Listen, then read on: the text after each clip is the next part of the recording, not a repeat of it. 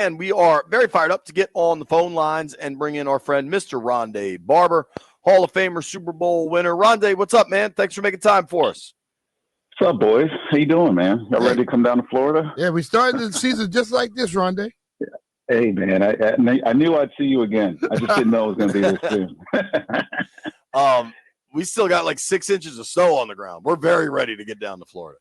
Yeah, my mom told me that past couple of weeks have been pretty brutal. Actually, my wife and daughter had to go up there the other day, and they got stuck in the airport for a couple hours. So I know what it's like, man. You know what? It'll be nice for you guys to get down here. Florida's having a cold streak right now. It's about 55 degrees at night. I'll take that. I'm good with it. That's no problem. It's about 32 during the day here. Right. Yeah. Ronde, obviously this is a huge matchup. I mean, I think it says a lot about both these teams and maybe even more so the star power of Jayden Daniels that this is the Sunday night game.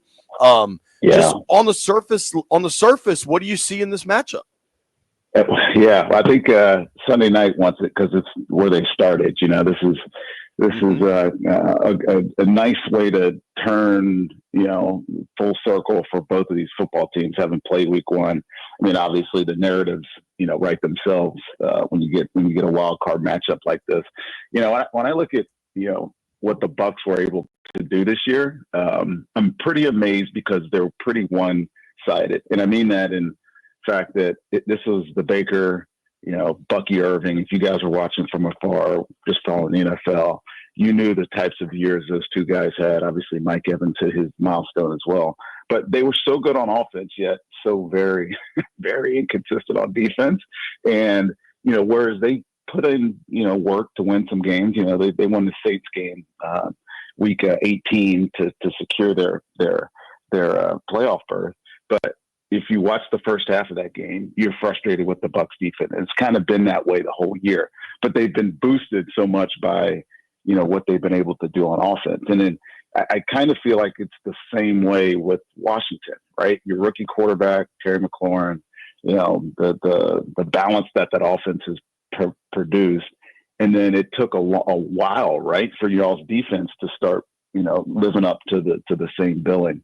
And I think once the Commanders did that, once y'all did that, there's a reason why y'all finished with 12 wins, five wins in a row. Mm-hmm. So, Tampa finished their season 6 out of 7 wins. They went on the road and lost to Dallas. But you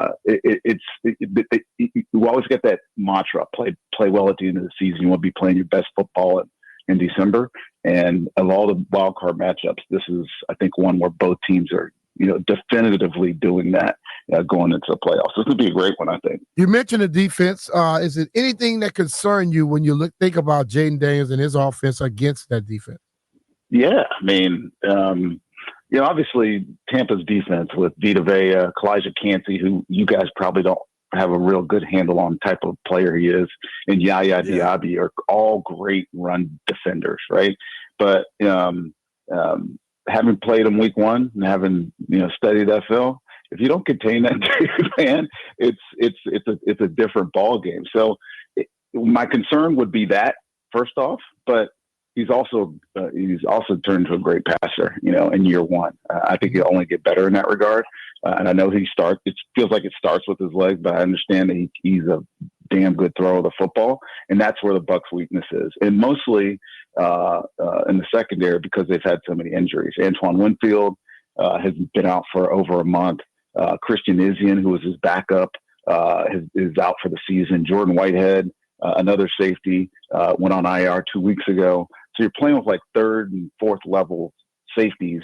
Jamel Dean, the other corner, has been out for a good couple of weeks. And so you just look on paper, right? You have to put on the film. Just look on paper where the Bucs are struggling. And it's in the secondaries because they've had injury. They've had a lot of inexperience in there with these young guys playing. And Jayden Daniels is a good matchup for the Commanders in that regard. So if you're asking where I'm worried from a Bucs perspective, 100%, it's Jayden Daniels throwing the football against this secondary. Specific on some of the injuries, though, I heard Winfield's tracking the right way, and they didn't face Kancey in the first matchup. He didn't play, I think, till like week 5 or something. Can you give me just Winfield and tell us a little bit about Kancey, because the fans here didn't get to see it. Well, yeah, you'll notice Kancey right away. But I'll start with Winfield. He had a knee injury, and I think it was an MCL. Don't quote me on that, but I think it was an MCL. And he was probably getting close to coming back, and he didn't play the last 4 games of the season. And so I think the idea was that once if they made the playoffs, he would be able to fight through whatever he's got going on and play. And so he practiced yesterday. I think they went through a walkthrough. I'm not sure what type of practice they went through. And it looks like he is going to play. And that'll be a huge boost, because as you guys know, I mean, he wasn't having the type of year that he had the year before, but a year ago, he was the best DB in football, which was then rewarded with a huge contract. His ability to impact the line of scrimmage in the run game. He's obviously a great pass defender, but he brings us different energy to the back end of the Bucs defense. Then you notice it when he's not in there. It's completely noticeable how utilitarian of a player he is. He can blitz. He's a great tackler. He's good in coverage, and he brings energy that's not necessarily there. Now with Kalijah, 2 years in a row, he started the season. While y'all didn't see him week 1. He had a hamstring injury and he missed 4 games.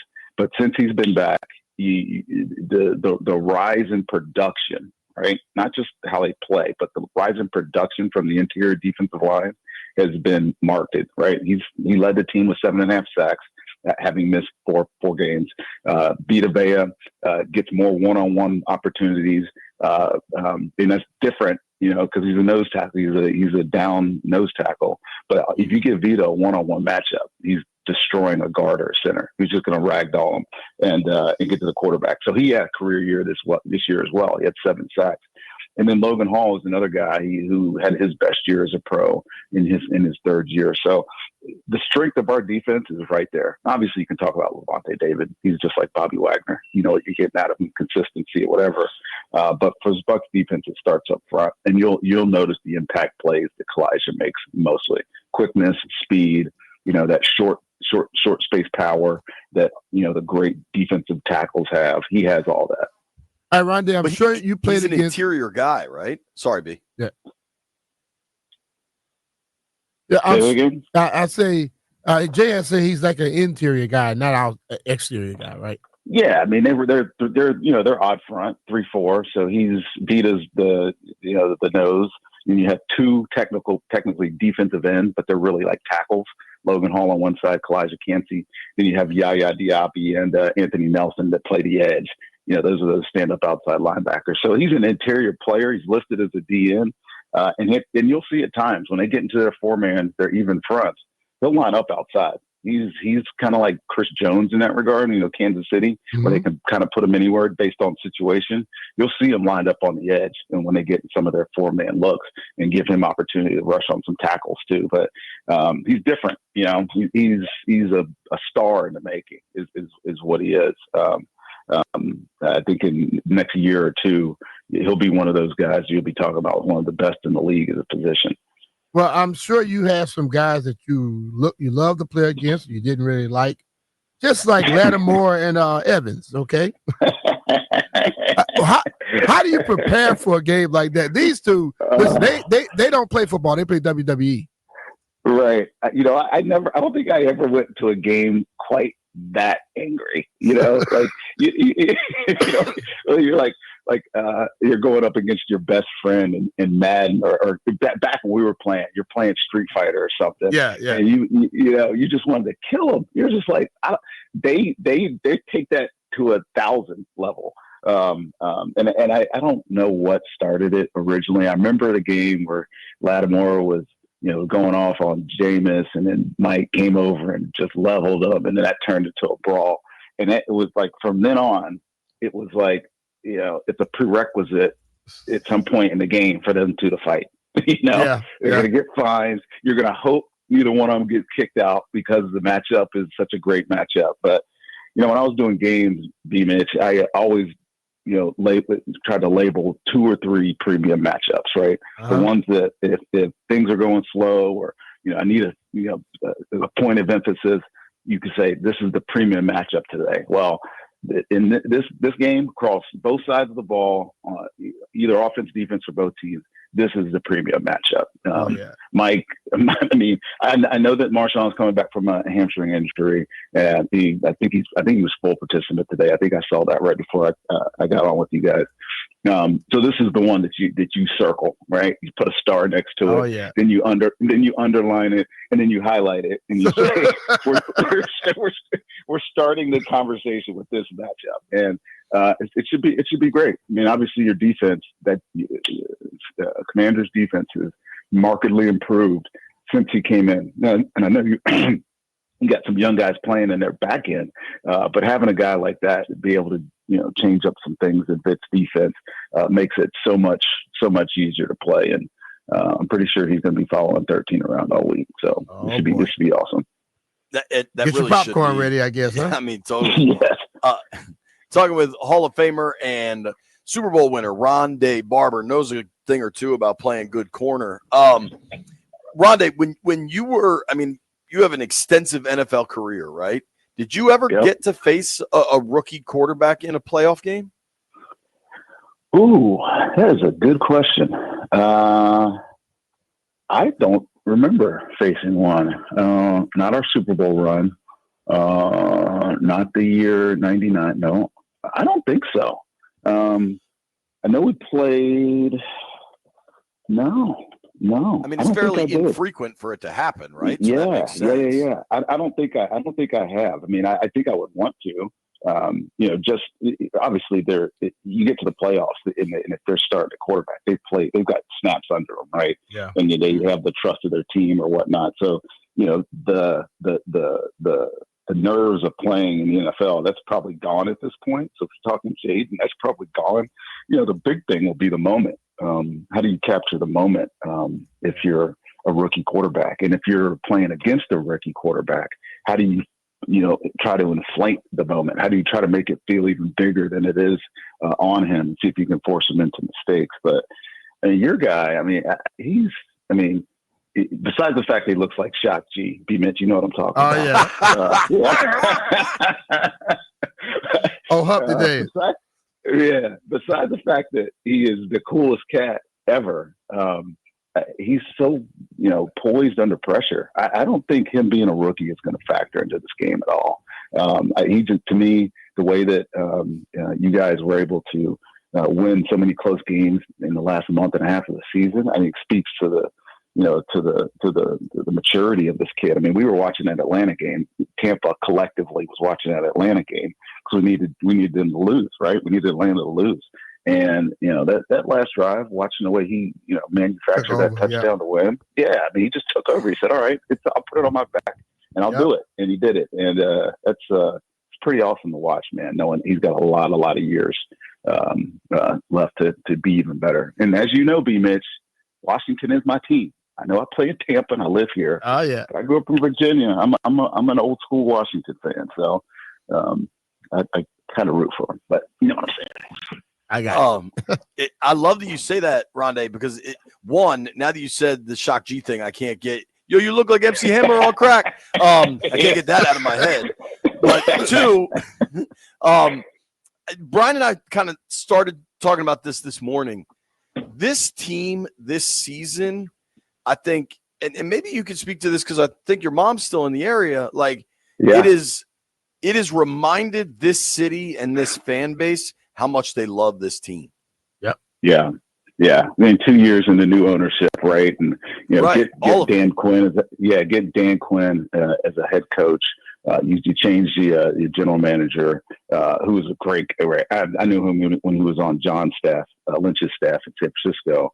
And he just knew that he was going to do great things, and it's amazing that they've done it, so quickly. But just the way the roster changed, the way the attitude changed when the roster changed, and the type of man that Dan Quinn is, and the type of leader that he is, this is a team you can get behind, right? And again, I grew up in Roanoke, Virginia, man. I'm a Washington fan. I remember the Hogs. I remember the Super Bowl championships. You know, my mom lives in Maryland now, just off the Beltway in Maryland, and my best friend down here in Tampa is from Virginia. We watch Skins, or Commanders. I'm sorry, when we're not watching Bucs football, and it's a great time to be kind of wrapped up in what this team has been able to do in year one under this new staff. And they got a road game, right? They're a 12-win team, got to go on the road against a hot offense, and I'm telling you, it's going to be a good game.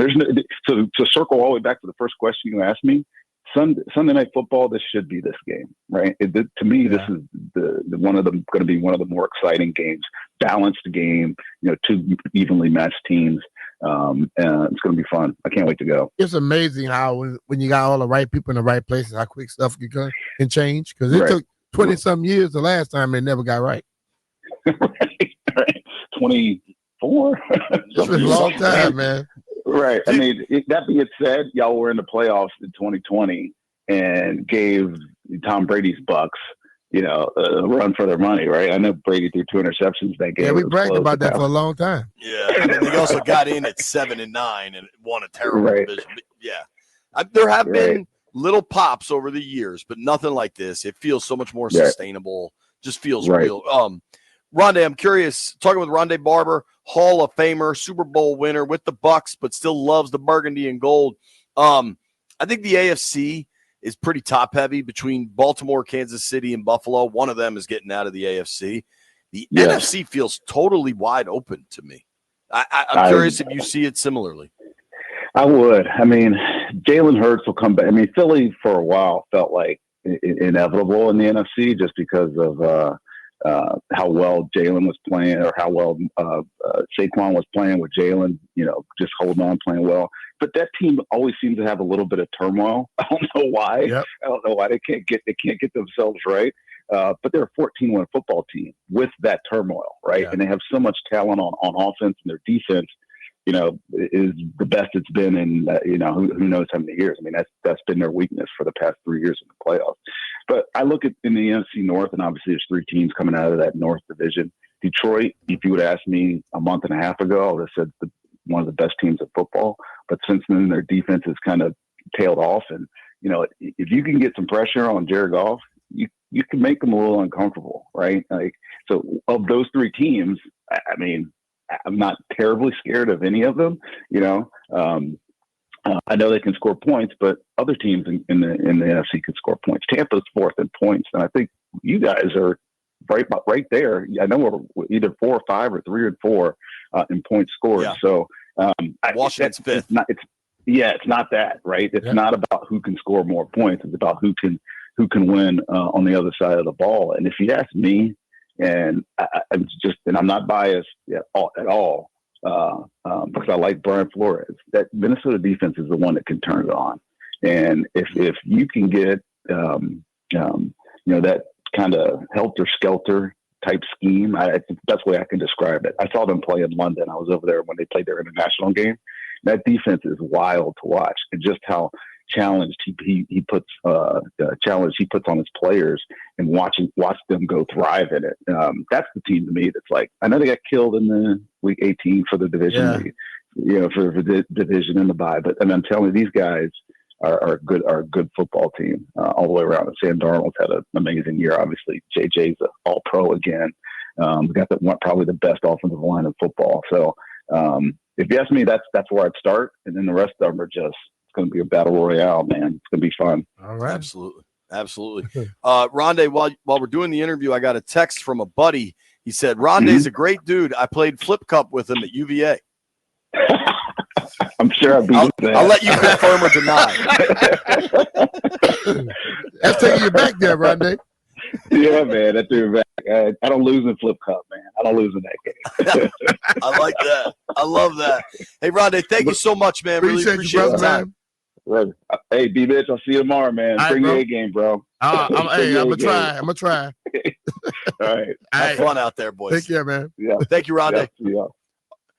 The great Ronde Barber. I think, dude, the way he breaks down football, like his explanation. That's why I wanted to ask him a follow up on Kalijah Cansey, who's clearly a really good player. Yeah. But like Ronde just gives you the nuts and bolts, the serious football stuff. Yeah. But he doesn't over talk it to try to make it seem more complicated than it is. Really, really good. Yeah. Always